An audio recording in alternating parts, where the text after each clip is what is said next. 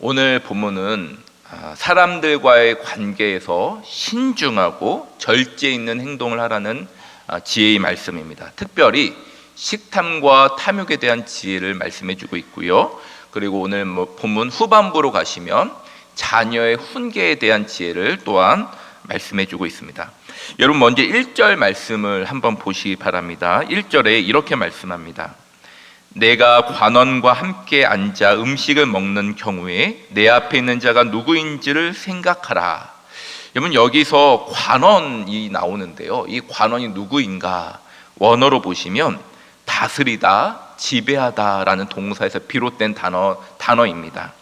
그래서 여기서 이 관원은 그냥 평민이나 하급 관리 정도를 말하는 것이 아니라 특별히 권세가 있는 세상 권력자를 말합니다. 이들은 사람의 운명이나 생명을 좌지우지할 수 있는 힘도 가지고 있습니다. 그렇기 때문에 오늘 성경 말씀이 뭐라고 가르쳐 주시냐면 너희들이 관원들과 식사를 할 때는 그 앞에 있는 화려한 음식들에 눈에 멀어서 탐욕스럽게 무절제하게 그 음식을 먹고 경솔하게 행동하지 말고 너 앞에 있는 자가 관원이라는 것, 누구인지를 잘 생각하고 지혜롭고 신중하게 행동하라 라고 말씀하는 것입니다. 왜냐하면 여러분 이러한 관원들은요, 누군가를 식사 자리에 초대할 때 아무런 목적 없이 초대하는 경우는 거의 없습니다. 특별한 목적을 가지고 사회적 정치적 이슈를 가지고 사람을 초대하고요, 또한 이들은 권모술수에 능한 자들이죠. 그래서 여러분 만약에 이런 사람들 앞에 초대를 받았는데 음식에만 정신 팔려서 막 탐욕스럽게 먹으면 이들에 의해서 우리가 중요한 보직이나 삶의 자리에서 결정해서 밀려날 수도 있고, 또 때로는 이들의 악한 권모술수의 게임을 받아서 악한 일에 이용당할 수도 있기 때문인 것입니다. 그래서 1절부터 3절까지의 말씀은 우리 성도들이 이런 세상의 권력자들을 만날 때 눈에 보이는 탐욕에 빠져서 사리 분별 못하는 그런 어리석은 자들이 되는 것이 아니라 신중하게 행동할 것을 권면하는 것이죠. 여러분 기억하셔야 됩니다. 우리 성도들은 비둘기처럼 순결할 뿐만 아니라 언제나 뱀처럼 지혜로울 수 있어야 되는 것이죠. 그리하여 이런 세상의 권력자들 앞에서도 우리가 악한 계교에 빠지지 않을 수 있습니다. 여러분 이어서 4절 말씀을 보면 이 재물에 대한 탐심에 대해서 또한 말씀해 주고 있습니다. 우리 4절 말씀 같이 한번 읽어볼까요? 4절입니다. 시작. 부자 되기에 애쓰지 말고 내 사사로운 지혜를 버릴지어다. 부자 되기 위해 애쓰지 말라라고 말씀합니다. 여기서 애쓰다라는 이 동사가 어떤 의미냐면 원어는 온 힘을 다하여 피곤할 정도로 탈진하다라는 말입니다. 그러니까 여러분 이 4절의 말씀은 부자가 되기 위하여 모든 힘과 수단 방법을 가리지 않고 부자 되기 위해만 애써서 더 이상 다른 곳에 아무런 신경을 쓰지 못하는 상태를 말하는 것입니다. 그러니까 이 4절은요, 돈이 결코 중요하지 않다 이런 말씀을 주는 게 아닙니다. 근면하고 성실하게 돈을 벌라 이런 걸 부정하는 말씀이 아니라는 것이죠. 우리는 이 땅에 살아갈 때 현실적으로 돈이 필요합니다. 돈이 중요하죠. 그리고 우리가 언제나 근면하고 성실하게 살아갈 때 가장 첫 번째로 따라오는 열매가 돈인 것입니다. 그런데 이 4절은 부자가 되기 위하여 오직 거기에만 혈안이 된 상태, 이 재정에 대한 탐욕에 빠진 상태를 말하는 것입니다. 그래서 나를 향한 하나님의 뜻이나 소명에는 전혀 관심이 없고 오로지 돈, 재물, 권력, 명예에 혈안이 되어 있는 상태를 말하는 것이죠. 아침부터 저녁까지 돈만 생각하고 심지어 잘 때까지도 돈만 생각하는 그런 상태에 빠진 자들을 말하는 것입니다. 여러분 이러한 자들은요, 세상의 권력과 명예와 재물은 얻었을지 모르겠지만 하나님의 뜻과 하나님의 영광에 아무런 상관이 없는 자들이고 당연히 하나님이 기뻐하시는 인생이 될 수 없는 것입니다. 더군다나 이 돈은 어떠한 특징을 가지고 있느냐? 5절 말씀을 보니까 돈은 하늘을 나는 독수리처럼 한순간에도 날아갈 수 있다는 것입니다. 예. 영원하지 않다라는 것이죠. 우리의 인생이 강건해야 7, 80, 요즘엔 100세 시대까지 산다고 하지만 여러분 어떠합니까? 인생은 안개처럼 순식간에 사라지고 마는 것입니다. 여러분, 우리가 마지막 때의 모습이 어떨까요? 죽은 자들에게 입히는 수의를 한번 생각해 보십시오. 동서고금을 막론하고 죽은 자에게 입히는 수의에 주머니가 있는 경우는 예전이나 지금이나 서양이나 동양이나 존재하지 않습니다. 무엇입니까? 인생은 이 땅을 살아가는 동안 많은 것을 벌었을지 모르겠지만 죽는 그날에는 10원짜리 한 장 가지고 갈 수 없다는 것입니다. 우리는 모두 빈손으로 하나님 앞에 설 수밖에 없습니다. 그래서 누가복음 12장에 예수님이 이 탐욕스러운 부자를 향해서 이렇게 말씀하십니다. 어리석은 자여, 오늘 밤에 내 영혼을 도로 찾으리니 그러면 내 준비한 것이 누구의 것이 되겠느냐. 우리 지혜로운 성도는 어떻게 살아가야 할까요? 하나님께서 허락하신 이 소중한 인생을 헛된 것을 위하여 살아가는 인생이 되면 안 되겠습니다. 하나님께서 우리에게 허락하신 소명을 기억하면서 하나님의 나라를 위하여, 영원한 그 나라를 위하여 살아가야 하는 것이죠. 우리가 근면하고 성실하게 돈을 벌었을 때도 이 돈을 나를 위하여 재물을 쌓아두는 것이 아니라 하나님의 곳간을 위하여 우리가 쌓아둬야 하는 것입니다. 바로 그러할 때 하나님께서 우리의 부족한 것, 우리의 필요한 것을 부족함 없이 풍족하게 채워주시고 자족의 은혜를 허락하여 주시고 세상에 줄 수 없는 참된 만족과 평안을 주실 줄로 믿습니다.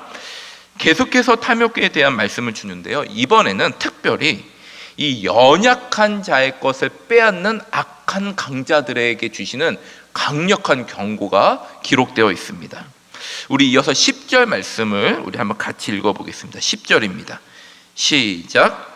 옛 지계석을 옮기지 말며 고아들의 밭을 침범하지 말지어다. 아멘. 여러분, 이 10절에서 옛 지계석이 나오는데 이 지계석이 무엇인가? 이스라엘 민족이 가나안 땅을 차지하였을 때 하나님이 기업을 허락하여 주십니다. 각 지파별로 제비뽑기를 하여서 그들이 살아갈 삶의 터전을 허락해 주시는 거죠.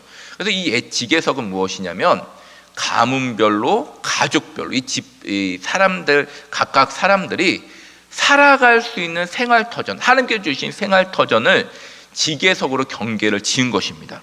그런데 10절을 보니 어떤 일이 발생했냐면 어떤 사람들이요, 하나님이 모든 백성에게 허락하신 이 생활 터전을, 삶의 터전을 옮겼다는 거예요. 지계석을 옮겨 놓았다. 특별히 고아들의 밭을 침범했다는 것이죠. 여러분, 고아들이 누구입니까? 어떤 권리를 침범당해도 그들을 보호해 줄 수 있는 보호자가 없는, 세상에서 가장 연약한 자들이 이 고아죠. 그 연약한 자들 대표하는 것입니다. 그러니까 이 10절은 어떤 경우냐면 세상에 권력이 있고 이 탐욕스러운 사람들이 연약한 자의, 그들의 것을, 그들의 생활 터전도 빼앗는 경우를 말하는 것입니다. 그러니까 이 권력자들을 볼 때 고아의 것이 마치 무주공산처럼 여겨져서 먼저 차지하는 자가 임자, 이러한 마음으로 빼앗은 그런 탐욕스러운 그런 경우를 말하는 것이죠. 여러분, 그런데 이러한 경우 어떻게 하나님께서 행동하시느냐? 11절 말씀을 보십시오. 그들의 구속자는 강하시니 그가 너를 대적하여 그들의 원한을 풀어주시리라. 여러분, 여기서 구속자는 히브리어로 고엘이라는 단어가 쓰였습니다. 여러분, 고엘이 누구입니까? 어떤 사람이 경제적으로 어렵고 빚을 져서 기업을 빼앗겼을 때 그들의 친족, 그래서 그들의 빚을 갚아줄 뿐만 아니라 빼앗긴 기업을 도로 찾아주는 그런 친족이 고엘이죠. 바로 하나님께서 이 연약한 자들의 고엘이 되어주시겠다라고 말씀합니다. 그러니 여러분, 억지로 그들의 지계석을 빼앗은 이 자들을 하나님이 반드시 심판하시겠다는 강력한 경고가 있는 것입니다. 여러분, 오늘날 세상 사람들이 어떻게 살아가는지 한번 보십시오. 사회적 약자를 돌보고 하나님을 두려워하는 것이 아니라 오히려 하나님을 우습게 여기고 연약한 자들의 것을 빼앗는 경우가 이 세상에 얼마나 많은지 모릅니다.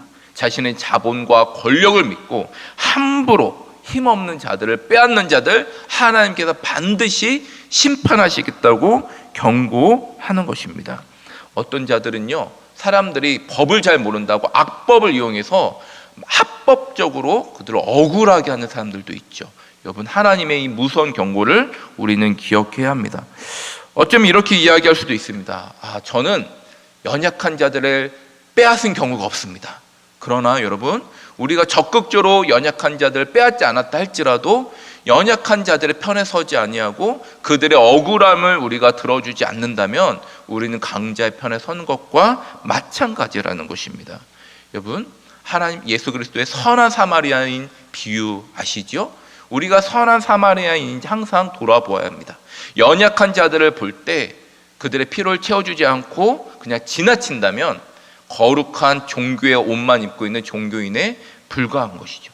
하나님의 마음을 우리가 깨닫고 연약한 자들의 눈물을 닦아주고 그들의 필요를 채워줄 수 있는 그런 정말 하나님의 참된 성도가 될 때 하나님이 또한 우리의 연약함을 돌보시고 우리의 부족함을 채워주실 줄로 믿습니다. 마지막으로 14절부터 15절은 자녀의 훈계에 대한 말씀입니다. 지혜자가 말하기를 채찍으로 훈육할 때 자녀의 생명이 구원 얻는다 라고 말씀하고 있습니다. 여러분, 오늘날 이 채찍에 대해서 자녀들을 체벌하는 것에 대해서 굉장히 민감하죠. 실제로 어떤 부부는 정말 무분별하게 자녀를 체벌로 훈육해서 이 잘못된 경우에 이 뉴스에 보도되는 안타까운 뉴스도 참 많이 있습니다. 여러분, 오늘은 이 말씀을 통해서 우리가 성경적인 진리 몇 가지를 우리가 좀 기억했으면 좋겠습니다. 첫 번째로 이 자녀를 채찍질하라는 이 말씀에 대한 지혜가 첫 번째 뭐냐면, 체벌이 꼭 자녀 훈육에 있어서 가장 좋은 방법이라고 말하는 건 아닙니다. 오늘 말씀이 채찍이 자녀 양육에 가장 좋은 방법이다라고 말하는 것은 아니라는 것입니다. 두 번째는 뭐냐면, 여러분, 성경에서 이 교육, 훈육, 양육의 가장 근원적인 목적은 구원 문제입니다. 성경에서 양육의 가장 근원적인 문제, 목적은 구원 문제. 세 번째는 자연스럽게 자녀의 구원에 있어서 가장 중요한 책임이 부모에게 있다라는 것이죠. 그러니까 여러분, 이 믿음의 부모에게 있는 책임이 뭐냐면 자녀를 낳아서 잘 기르는 것으로 끝이 아니라 믿음의 부모는 그 자녀가 반드시 구원 얻도록 자녀의 구원에 대한 책임이 부모에게 있다라는 거예요. 여러분, 이러한 관점에서 오늘 13절, 14절의 핵심은 무엇이냐면, 무조건 자녀를 체벌로 가리키라, 인격을 무시하고 채찍질을 하라라는 그 말씀이 아니라 자녀의 구원의 문제가 부모에게 있기 때문에 만약 자녀가 불순종하고 하나님의 뜻을 거슬러서 이 악의 길로 간다면 그 자녀를 생명을 얻도록, 그 자녀가 다시 구원의 길에 설 수 있도록 채찍질을 가해서라도 생명을 얻어야 된다라는 말씀인 것입니다. 그러나 여러분, 우리 자녀가 하나님의 길을 따르고 생명을 얻게 하기 위해서는 채찍만 가해서는 안 되겠죠. 우리의 부모님이 먼저 말과 삶이 일치되어야만 우리 자녀가 하나님의 길을 따르는 하나님의 자녀가 되는 것입니다. 바라기는 오늘 이 지혜에 대한 말씀, 탐욕에 대한 지혜, 탐심에 대한 지혜, 그리고 재정에 대한 지혜, 무엇보다 자녀 훈계에 대한 지혜를 우리가 잘 기억하여서 주님의 말씀대로 온전히 행함으로 하나님 앞에서 칭찬받고 또 주님의 뜻을 온전히 드러내는 귀한 하나님의 백성들 다 되시기를 주님의 이름으로 축복하며 기도합니다.